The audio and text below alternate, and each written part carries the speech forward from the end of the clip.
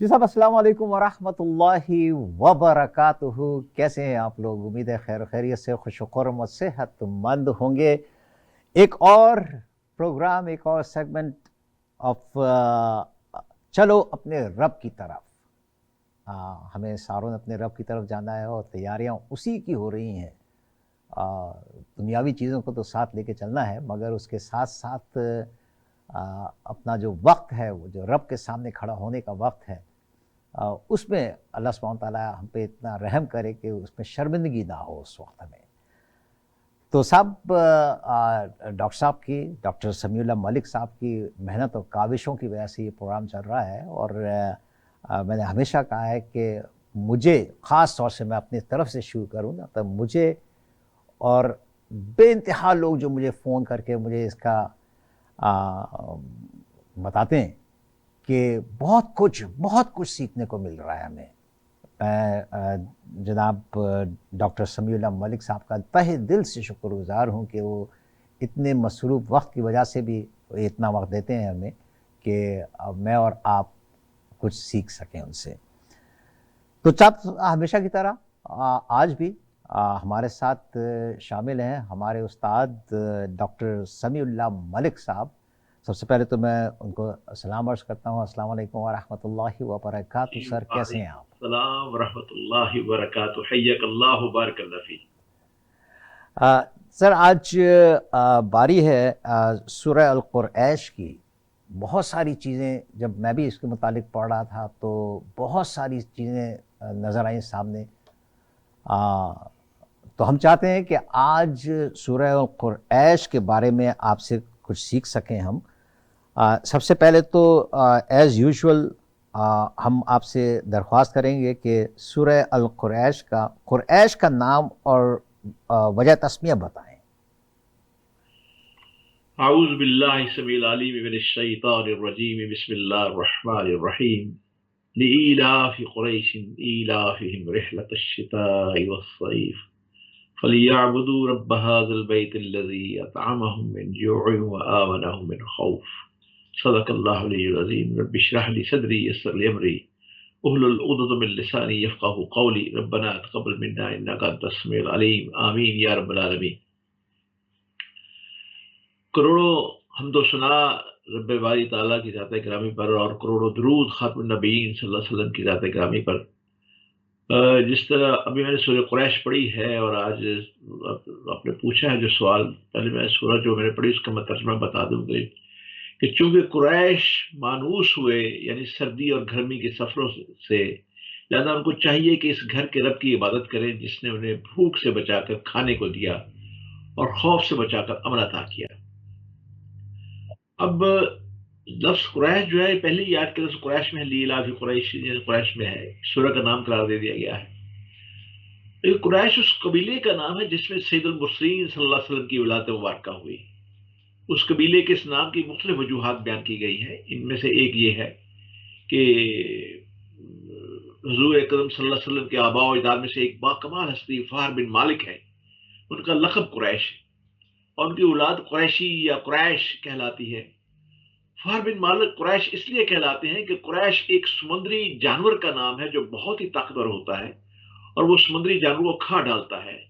ये जानवर तमाम जानवर पर हमेशा गालिब ही रहता है, कभी मगलूब नहीं होता। और चूंकि फ़ार बिन मालिक अपनी शुजाअत और खुदादार ताकत की बिना पर अरब के तमाम कबाइल पर गालिब थे, इसलिए तमाम अरब वाले इनको कुरैश के लक़ब से पुकारने लगे। हज़रत वासिला बिन अस्का रज़ियल्लाहु ताला अन्हु से रिवायत है कि रसूल करीम सल्लल्लाहु अलैहि वसल्लम ने इरशाद फरमाया है कि अल्लाह ताला ने हज़रत इस्माईल अलैहिस्सलाम की औलाद में से कनाना को चुन लिया और कनाना से कुरैश को चुन लिया और कुरैश में से बनु हाशिम को चुन लिया और बनु हाशिम में से फिर मुझे चुन लिया। ये है एक छोटी सी तशरीह जो इसको जो मैंने आपके सामने अर्ज की है। सर, इसके बाद ज़माने नुज़ूल का भी बता दीजिए तो बेहतर होगा। जी, लेकिन अगरचे ज़हाक और कल्बी ने इसको मदनी कहा है, लेकिन मुफस्सिरीन की अज़ीम अक्सरियत इसके मक्की होने पर मुत्तफ़िक है और दलालत भी करती है इसकी खूबसूरत भी इसके मक्की होने की। मुकम्मल शहादत खुद सूरत के अल्फाज रब्ब हाज़िल बैत, यानी इस घर के रब मौजूद है। अगर ये मदीना में नाज़िल होती तो खाना काबा के लिए इस घर के अल्फाज कैसे मौजू हो सकते थे? بلکہ اس کے مضمون کا سورہ فیل کے مضمون سے اتنا گہرا تعلق ہے کہ غالباً اس کا نزول اس کے متصل بعد ہی ہوا ہوگا. یعنی دونوں صورتوں کے درمیان اس مناسبت کی بنا پر سلف میں سے بعض بزرگ اس بات کے بھی قائل ہوئے ہیں کہ یہ دونوں دراصل ایک ہی صورت ہے. اس خیال کو تقویت ان روایت کی بنا پر ملی ہے کہ حضرت ابن ابی قاب کے مصحف میں قرآن میں یہ دونوں ایک ساتھ لکھی ہوئی ملی ہے اور درمیان میں بسم اللہ مرقوم نہ تھی. لیکن یہ رائے اس وجہ سے قابل قبول نہیں ہے کہ صحابہ اکرام رضوان اللہ اجمعین کی عظیم تعداد کے تعاون سے جب سیدنا عثمان رضی اللہ عنہ نے قرآن مجید کے جو نسخے سرکاری طور پر لکھوا کر بلاد اسلام کے براکت بھجوائے تھے، ان میں دونوں کے درمیان بسم اللہ درج تھی، اور اس وقت سے آج تک تمام دنیا کے مصاحف میں یہ الگ الگ صورتوں کی حیثیت لکھی جاتی ہیں اور پڑھی جاتی ہیں. دونوں صورتوں کا انداز بیان دوسرے سے اس قدر مختلف ہے کہ یہ اعلانیہ دو الگ صورتیں نظر آتی ہیں. تو یہ اس کا شان نزول ہے جو آپ نے سوال کیا ابھی. سر تاریخی پس منظر پہ بھی کچھ روشنی ڈال دیں.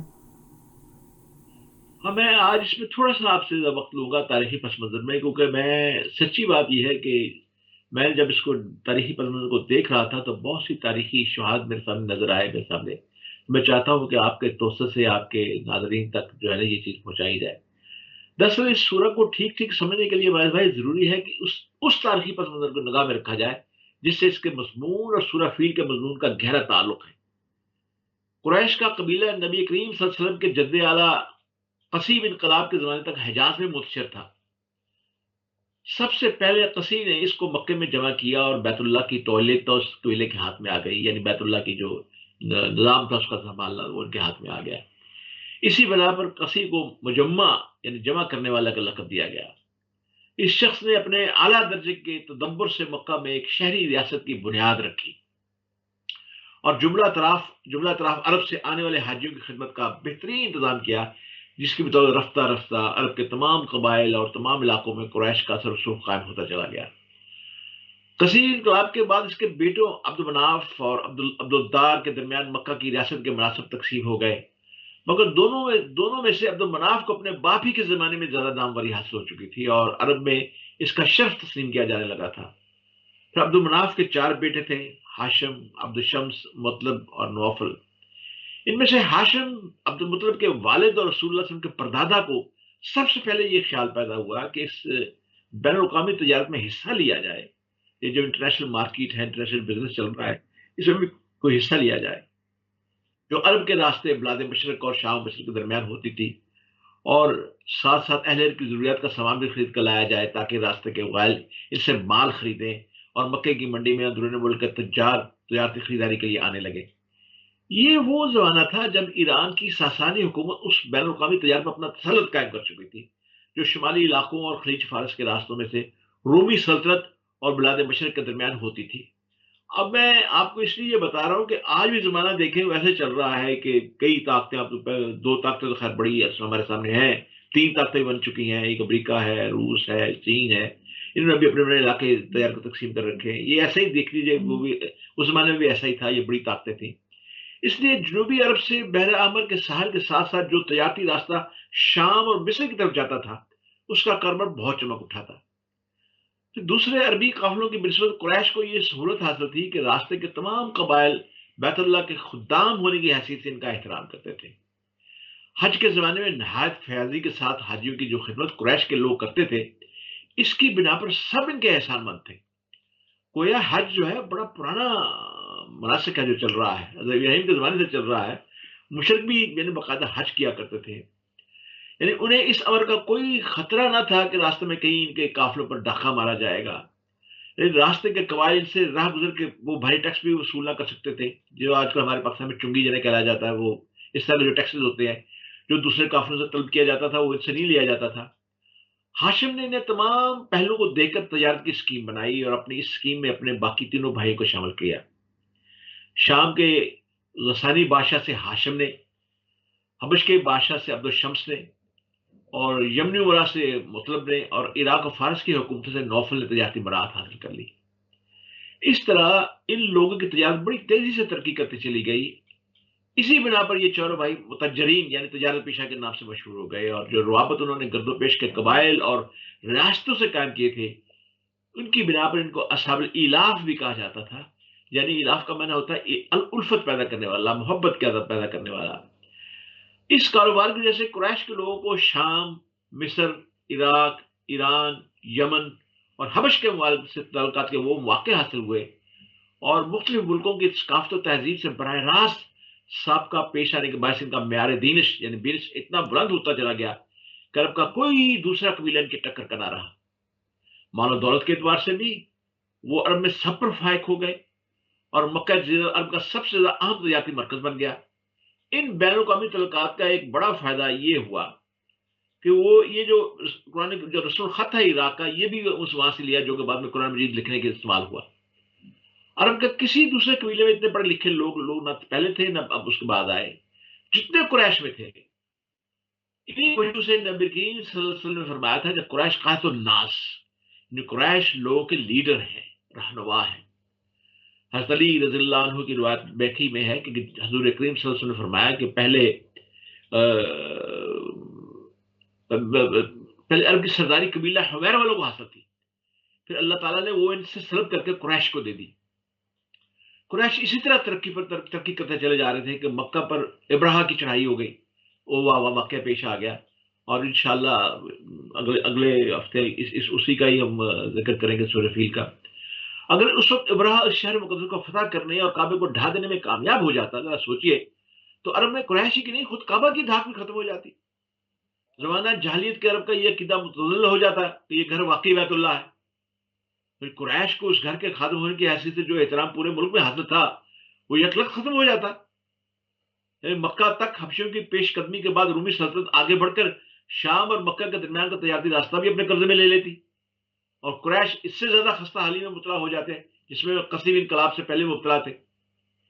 آپ کو یاد ہوگا جب اللہ تعالیٰ نے اپنی قدرت کا یہ کرشمہ دکھایا کہ پرندوں کے جھنڈ کے جنگ لشکروں نے سنگریزی کر کے ابراہ کی لائی ہوئی 60,000 حبشی فوج کو تباہ و برباد کر دیا، اور مکہ سے یمن تک سارے راستے میں جگہ جگہ اس تباہ شدہ فوج کے آدمی گر گر کر مرتے چلے گئے، تو کعبہ کے بیت اللہ ہونے پر تمام اہل عرب کا ایمان پکا ہو گیا اور پہلے سے بدرجہ کئی زیادہ مضبوط ہو گیا، اور اس کے ساتھ قریش کی دھاک بھی ملک بھر میں پہلے سے زیادہ قائم ہو گئی۔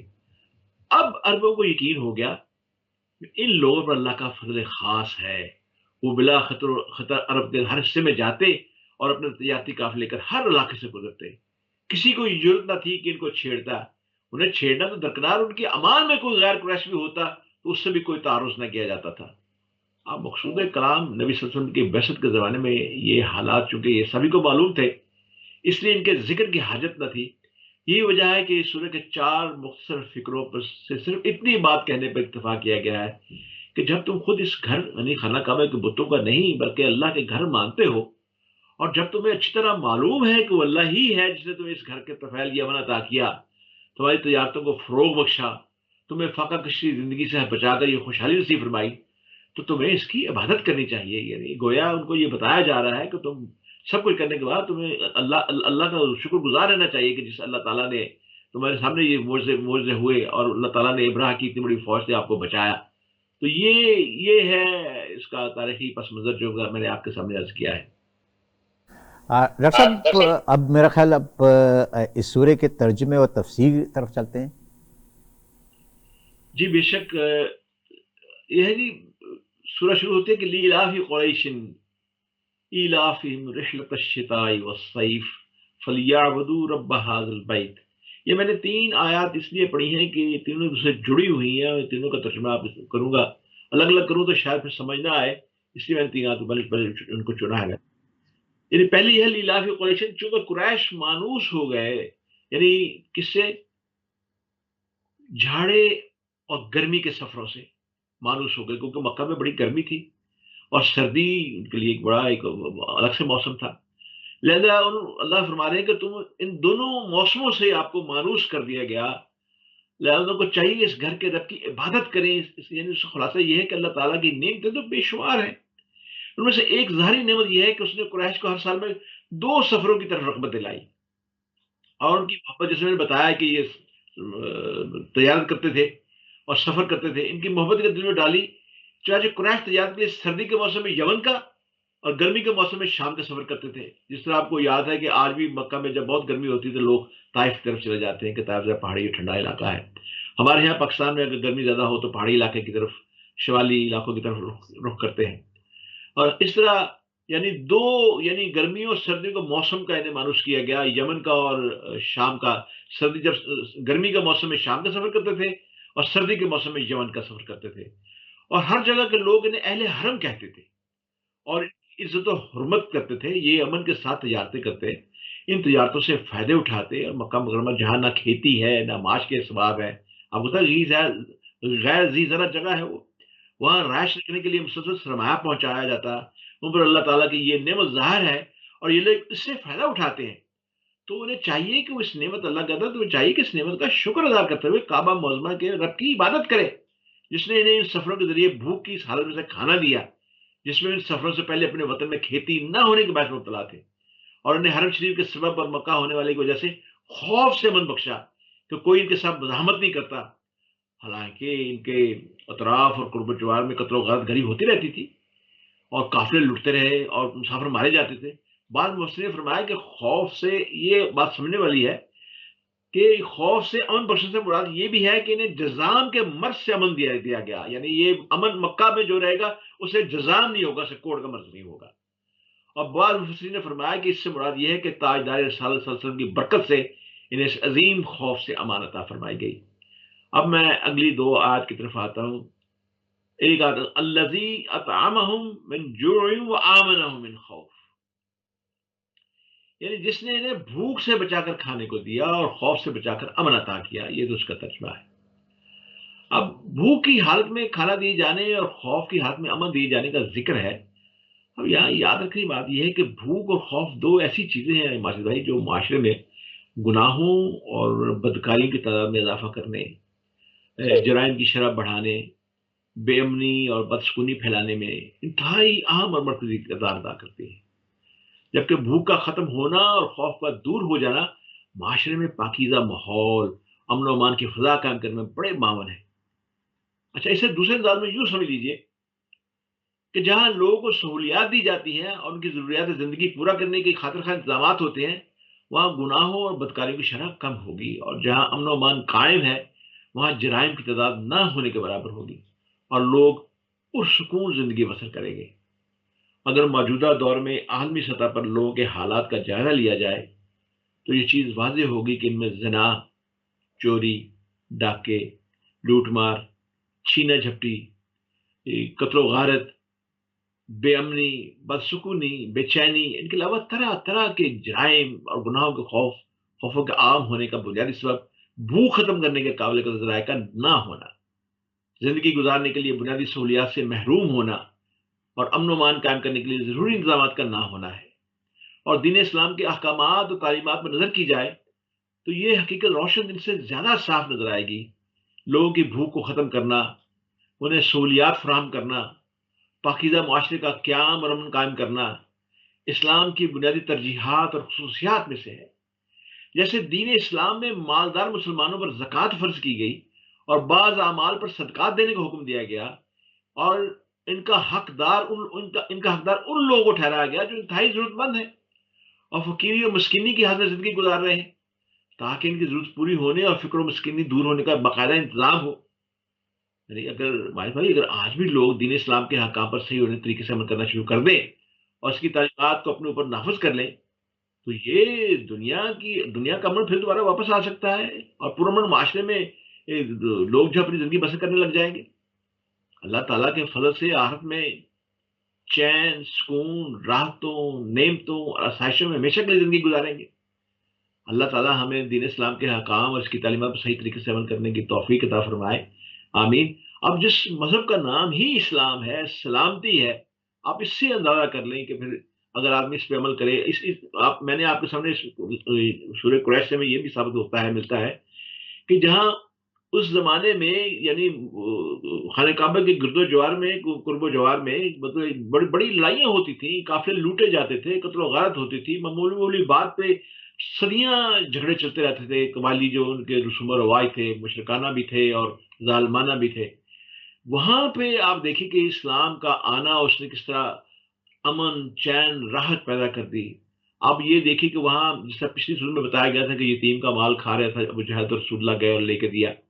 یعنی وہاں یتیموں کا مال کھا لیا جاتا تھا، وہاں پہ پاکیزگی نام کی نہیں تھی. بہت سے اور سے ایسے عیوب تھے جو کہ سر عام جن کو بلکہ عیب سمجھا نہیں جاتا تھا.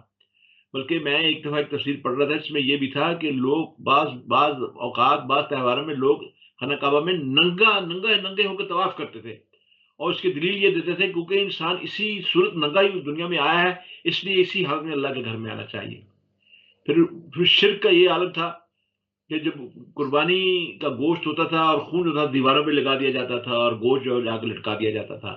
یعنی یہ تمام جتنے بھی شرک کے اعمال تھے ان کو اسلام نے کس طرح ختم کیا، پاکیزگی، طہارت سکھائی، لوگوں کی زندگی میں امن آیا، سکون آیا، لوگوں کے خاندانی نظام میں امن سکون آیا. یہ ہے اس کی راحت اور اس کی اسلام کی وجہ سے جو لوگوں کی زندگی میں سکون آیا. اب مسئلہ یہ ہے کہ آخر میں جس میں سم اپ کرنے لگا ہوں، اب یہ دیکھیے کہ ہم نے جب اس ملک کو بنایا تھا، جب پاکستان جب بنا، تقسیم ہند ہوئی جب، تو اس سے آپ کو یاد ہوگا یہ نعرہ بڑا مقبول ہوا کہ پاکستان کا مطلب کیا، لا الہ الا اللہ. یعنی لوگوں نے یہ کہا تھا، اللہ سے وعدہ کیا تھا کہ اللہ ہمیں کوئی ایسا خطہ عرضی عطا فرما جس میں ہم کلمے کو نافذ کریں، جہاں ہم قرآن کو نافذ کریں. وہی خلافت کا دور آئے، وہی اسلام کا دور آئے، اور وہی لا الہ الا اللہ کا دور ہو. ہم نے اللہ سے یہ وعدہ کیا تھا. اور آج کبھی ہم سوچیں کہ اگر ہم کسی ایک آدمی سے وعدہ کریں، پھر وعدہ کریں توڑ دیں، پھر وعدہ کریں پورا نہ کریں، پھر وعدہ کریں اس کی افا نہ کریں، تو آدمی ہمارے بارے میں کیا رائے رکھے گا؟ ہم پہ تو یقین نہیں کرے گا. ہم یعنی ہر روز نماز کے اندر 37 مرتبہ کم از کم اللہ سے وعدہ کرتے ہیں کہ ایاک نعبد و ایاک نستعین، اے اللہ ہم صرف تیری عبادت کرتے ہیں اور تجھی سے مدد چاہتے ہیں. لیکن جو ہی ہم سلام پھیرتے ہیں تو ہم امداد کے لیے کبھی IMF کے سامنے ہاتھ پھیلا کے بیٹھے ہوتے ہیں، کبھی ورلڈ بینک کے سامنے ہاتھ پھیلا کے بیٹھے ہوتے ہیں، کبھی دنیا کے اور چیزوں سے مدد مانگ رہے ہوتے ہیں. تو یہ تو اللہ کی نفی ہو گئی. یعنی گویا ہم نے اللہ سے جو اوفو بالعہد کیا تھا، آپ دیکھیں کس کھلے طریقے سے ہم اس کی عہد چکنی کر رہے ہیں. پھر ہم اللہ سے یہ شکایت کیوں کریں پھر کہ ہماری دعائیں کیوں قبول نہیں ہوتی، ہم پہ یہ زوال کیوں آتے ہیں، یہ زلزلے کیوں آتے ہیں، یہ مصیبتیں کیوں آتی ہیں. مطلب یہ ساری باتیں ہمیں اس بات پہ غور کرنا چاہیے کہ ہم نے جب سے اللہ کے در کو چھوڑا ہے، اللہ نے ہمیں چھوڑ دیا. یہ بات تلخ ہے لیکن سچ ہے. آج بھی اگر ہم اللہ کے دامن کو مضبوطی سے پکڑ لیں، اور اللہ کا دامن کیا ہے؟ یہ قرآن ہمارے سامنے ہے. قرآن کو مضبوطی سے پکڑ لیں ہم، قرآن میں جو لکھا ہے اس پہ عمل کریں، اپنی زندگی کے عمل سے نافذ و عمل کریں، اپنے ملک میں سے نافذ و عمل کریں، اپنے کاروبار میں ہر جگہ سے نافذ و عمل کریں، تو کوئی ایسی وجہ نہیں ہے کہ مسلمان ان آج کو جن مصیبتوں سے دو چار ہیں، جو مصائب ان کے اوپر طاری ہیں، اس سے بچنا چاہیں. ڈاکٹر صاحب، اس پروگرام کو شروع کرنے کا مقصد ہی یہ تھا کہ لوگ، جیسے آپ نے کہا کہ ہم کم از کم 37 بار تو کہتے ہی ہیں کہ ایاک نعبد و ایاک نستعین، مگر ہم روانی میں کہتے چلے آتے ہیں، ہمیں اس کا مطلب پتہ نہیں ہوتا کہ ہم کیا کہہ رہے ہیں. اگر اس کو سمجھ کے پڑھا جائے تو واقعی دل میں کچھ درد پیدا ہوگا. ٹائم کی بہت کمی ہے ہمارے پاس. میں آپ سے میرے پاس کچھ سوالات تھے مگر آج میرا خیال وہ نہ کر سکوں. میں ایک چھوٹی سی ایک بات کہ اگر جن لوگوں کو اللہ سبحانہ تعالیٰ نے عطا فرمایا ہے، اگر وہی زکوٰۃ اور صدقے کے زمرے میں اگر کچھ دینا شروع کر دیں لوگوں کو، تو کافی حد تک، جیسے آپ نے کہا، یہ جو مشکلات لوگوں میں پڑی ہوئی ہیں وہ دور ہو سکتی ہیں. تو صدقہ صرف اتنا مجھے بتا دیں آج کہ والدین، رشتہ دار، مسکین، پڑوسی اور بہت سارے یہ جو لائن لگی ہوئی ہے جس کا قرآن میں ذکر ہے، اس کے متعلق کچھ بتا دیں گے کس کو دینا پہلا ہے فرض ہے؟ دیکھیے، سب سے پہلی بات تو یہ ہے کہ آپ کے پاس اتنا مال ہی جمع نہ ہو. اگر مال اللہ تعالیٰ نے آپ پہ فضل کیا ہے، رزق حلال جمع ہوا ہے، تو سب سے بہترین طریقہ تو یہ ہے کہ ہم اپنے گرد و پیش میں سب سے پہلے تو اپنے اہل و عیال کے اندر دیکھیں کہ ان میں سے کون اس معاملے کا حقدار ہے، جو زیادہ حقدار ہے. اور میں پچھلی پروگرام میں یہی کہا تھا کہ بہترین طریقہ یہ ہے کہ اپنے عزیزوں کا، ان کی عزت نفس کا خیال رکھتے ہوئے خود نہ دیں، بلکہ کسی اور ایسی آدمی کے ذریعے، غیر حاضر آدمی کے ذریعے دیں، تاکہ انہیں پتہ نہ چل سکے، اس سے آپ رازدار بنا لیں کہ آپ کو پتہ نہ چلے. تو یہ زیادہ اللہ تعالیٰ کے ہاں قابل قبول ہوگا. ایک تو یہ بات ہے.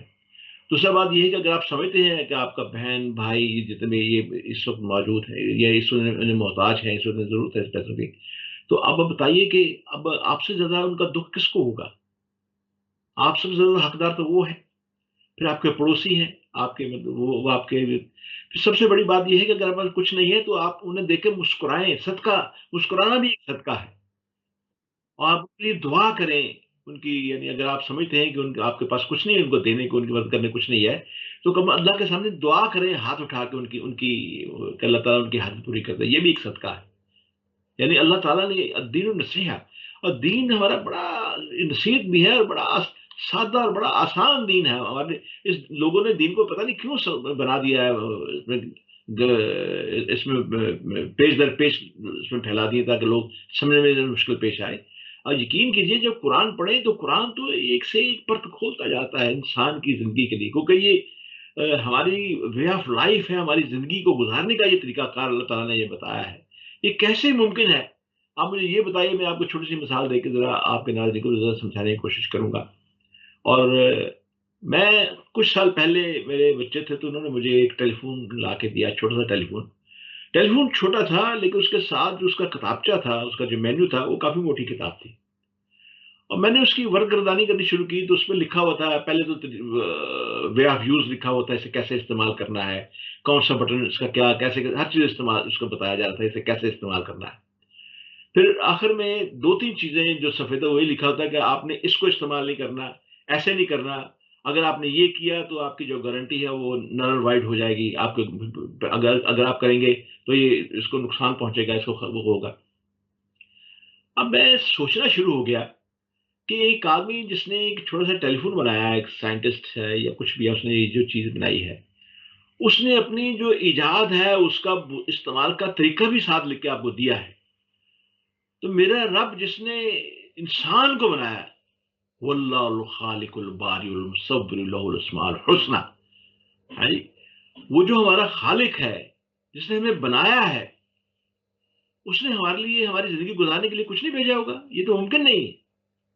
اور انہیں جب انسان کو بنایا گیا، انسان کو تخلیق کیا گیا، تو انسان کو تخلیق کر کے اس سے پہلے تو یہ شرف بخشا گیا کہ فرشتوں سے کہا اسے سجدہ کرو، سجدہ کروا دیا گیا۔ یہ کیسے ممکن ہے کہ ایسے یعنی اللہ تعالیٰ اپنے ایسے شاہکار کو جس کو فرشتوں سے سجدہ کرا دے، اسے زندگی گزارنے کا کوئی طریقہ نہ بتایا جائے؟ یہ تو ممکن نہیں ہے۔ اللہ نے حضرت آدم علیہ السلام سے لے کے رسول اللہ صلی اللہ علیہ وسلم تک 1,00,000 تقریباً 1,24,000 جو ہے ہادی بھیجے، پیغمبر بھیجے، اور اس وقت تک اس بستی میں پیغمبر نہیں آیا، اس علاقے میں پیغمبر نہیں آیا جب تک کہ پہلی شریعت بالکل مسخ نہیں ہو گئی۔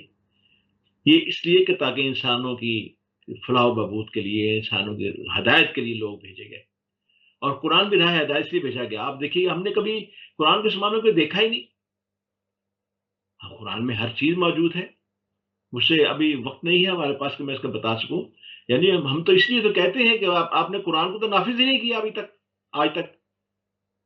کتنی بدنصیبی ہے کہ ہمارے پاکستان کے کانسٹیٹیوشن میں یہ لکھا ہوا ہے، پہلے سے لکھا ہے کہ کوئی بھی قانون جو ہے قرآن سنت کے شریعت کے خلاف نہیں ہوگا، لیکن سود چل رہا ہے۔